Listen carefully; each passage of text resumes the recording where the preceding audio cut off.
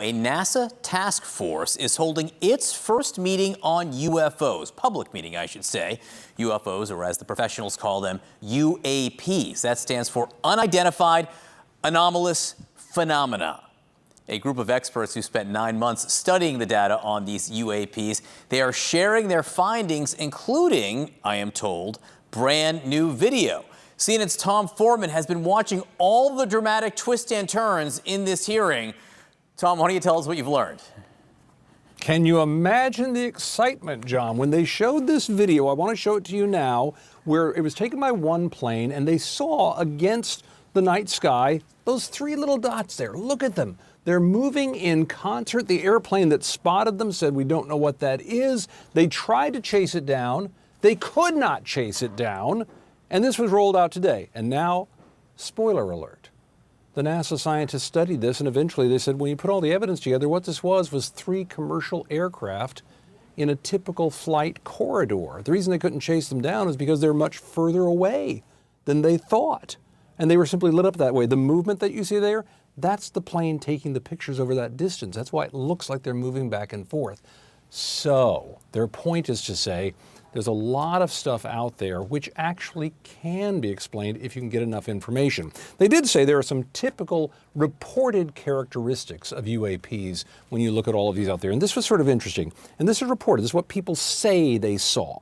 They typically say they are round and small. They tend to be white, silver, or translucent. They tend to be somewhere between 10 and 30,000 feet in the air, either stationary or up to Mach 2 or twice the speed of sound, and no thermal exhaust. But here's the problem with all of that, John. The problem with that is largely anecdotal. That's just people saying that's what they saw, or it's being measured with all sorts of crazy different instruments out there. And here's what's important. There are a lot of these reports. Listen to what was said at this conference about the sheer volume of these reports that are coming in.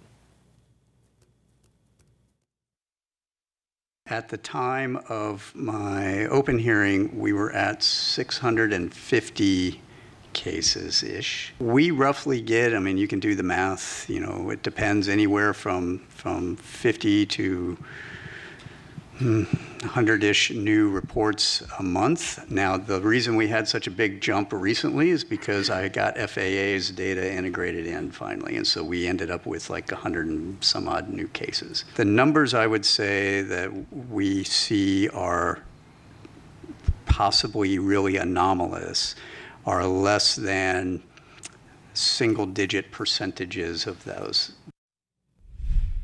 So, John, the real issue here that NASA is saying is what we really need is a plan going forward, a way to systematically take that tremendous amount of information, all those videos, all those reports, all those claims, and somehow subject them to the kind of scientific rigor that NASA is known for.